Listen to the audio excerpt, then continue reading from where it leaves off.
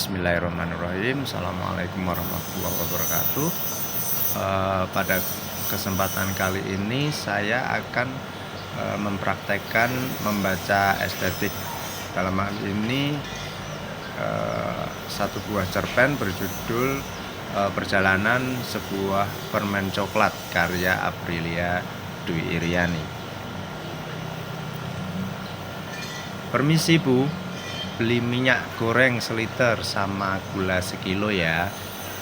Terus kembaliannya kasih permen aja. Tiba-tiba plastik yang membungkusku dan teman-temanku bergoyang keluar dari rak tempat kami diletakkan selama 3 hari ini. Oh, rupanya ada yang membeli permen dan kamilah yang diambil oleh si ibu pemilik kios, karena mungkin letak kami yang paling depan. Ini Dik, minyak gorengnya seliter, gula sekilo, dan permen sebungkus. Makasih Bu, permisi. Sang anak berlari lumayan kencang. Mungkin ibunya menunggu belanjaan ini. Akhirnya kami berlima mempunyai tuan baru lagi. Aku mengira aku akan kedaluarsa di kios tadi. Ini Bu belanjaannya, kembaliannya aku belikan 5 permen. Iya nggak apa-apa, makasih sayang. Sang anak segera kembali ke lapangan untuk bermain bola lagi bersama kawan-kawannya. Dani, apa yang kau bawa itu? Tanya seorang kawannya, Bimo. Permen, kamu mau? Mau. Tapi satu saja ya, soalnya yang lain mau kusimpan untuk besok. Masa cuma 1? Itu kan ada 5. Minimal 2 atau 3 lah, tawar Bimo sambil bertolak pinggang. Jangan, 1 saja. Dalam sekejap tarik-menarik bungkusan permen antara Dani dan Bimo tak terelakkan lagi.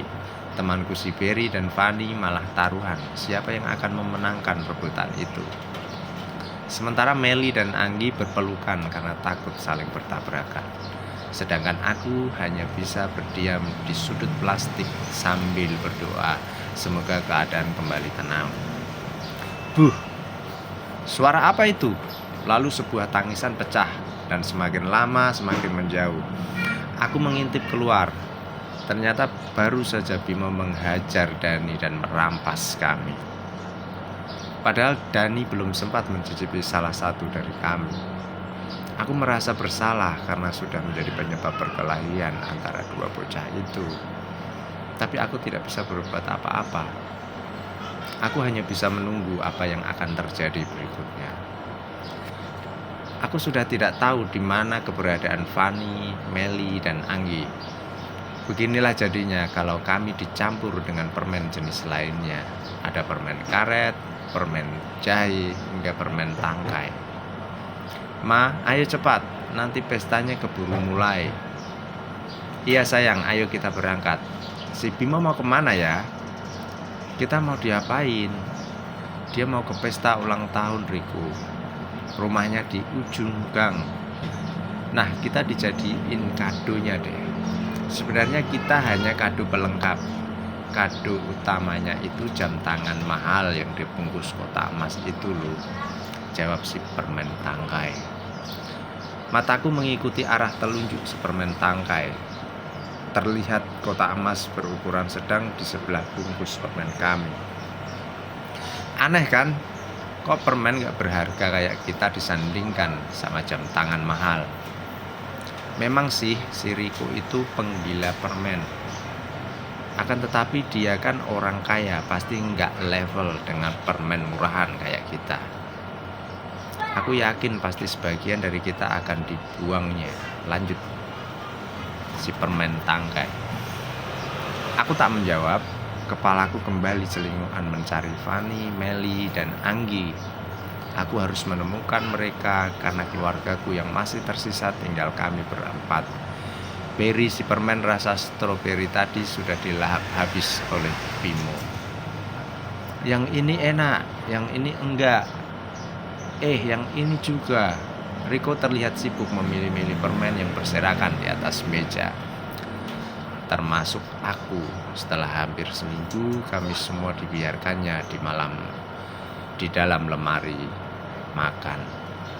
Sepertinya ia memilih permen yang enak dan mahal untuk disimpan, sedangkan yang lain entah akan dikemanakan.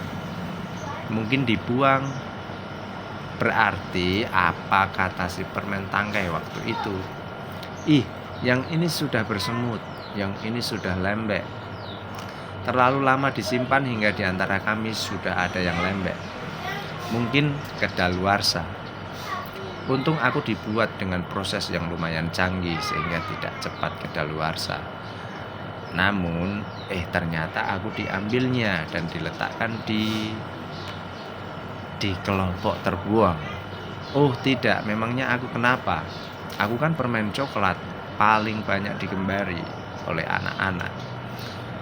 Permen coklat enak juga, tetapi bungkusnya kok biasa. Pasti permen murahan dan coklatnya enggak asli, ucap Riko. Aku pun segera bercampur dengan permen-permen lain yang dianggap murahan oleh Riko. Memang aku ini permen coklat biasa tanpa campuran susu, kopi, ataupun berisi coklat cair. Bungkusku pun sederhana, tetapi rasaku tak kalah lezat dengan permen lain. Dasar anak aneh, anak sombong. Makanan kok dibuang-buang, tetapi nggak apa-apa. Pasti ada hikmah di balik semua kejadian, dan hikmah itu adalah aku bertemu dengan Fanny, Meli, dan Anggi. Mereka pun dianggap tidak enak oleh Riko, dan saatnya tiba kami semua para permen murahan dibungkus dalam kantong plastik hitam dan dibawanya menuju tempat sampah di luar pagar. Lalu kami dilempar dan berhadapan atas di antara tumpukan sampah-sampah lain. Cit, sial, pergi kau, umpat seorang pengendara mobil. Hampir saja anjing yang membawa kami dari rumah Riko ini tertabrak mobil saat menyeberang. Ya, kami dipungut oleh seekor anjing dan dibawa dengan mulutnya entah kemana. Sang anjing tiba-tiba berhenti dan meletakkan kami di atas tanah tak jauh dari sebuah tempat sampah di pinggir jalan raya. Ternyata sang anjing melihat beberapa tulang di tumpukan sampah, lalu meninggalkan kami begitu saja dan membawa pergi tulang-tulang itu. Fanny dan Meli sedang tidur.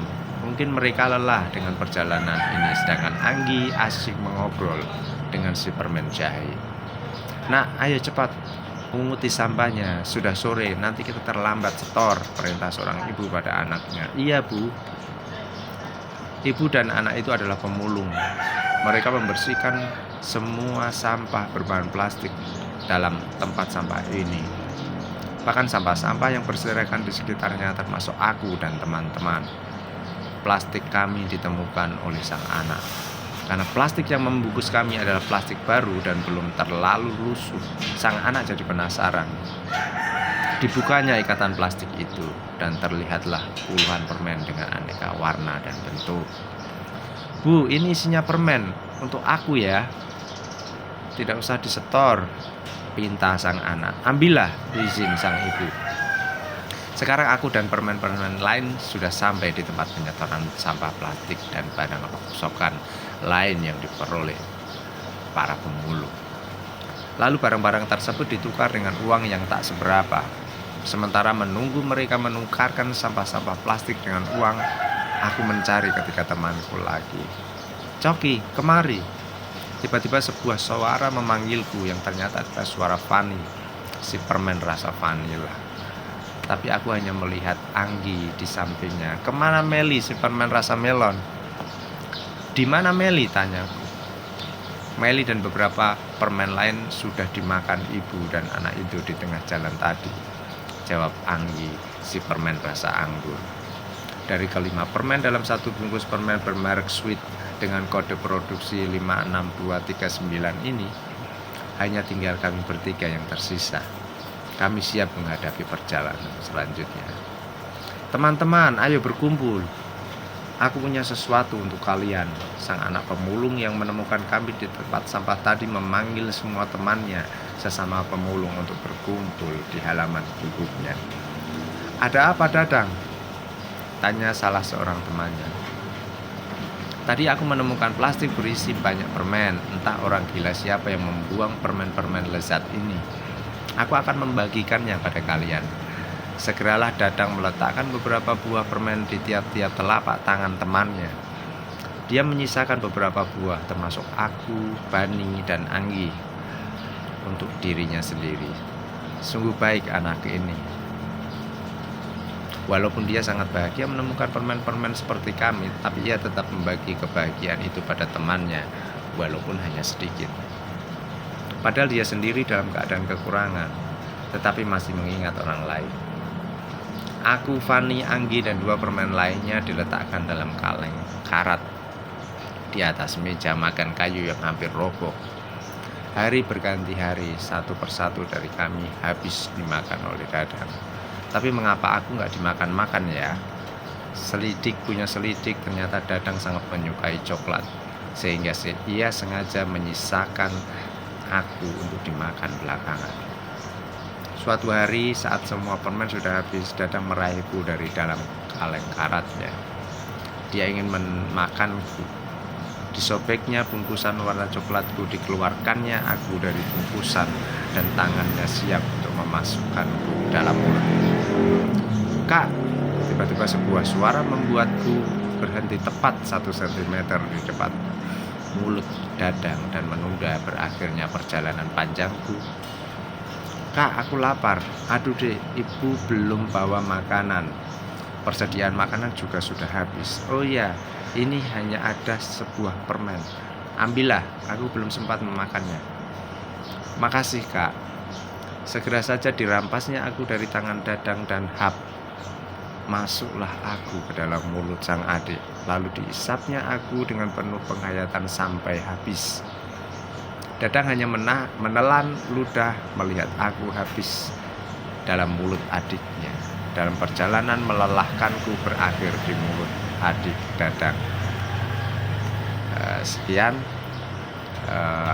membaca estetik dari saya. Wassalamualaikum warahmatullahi wabarakatuh.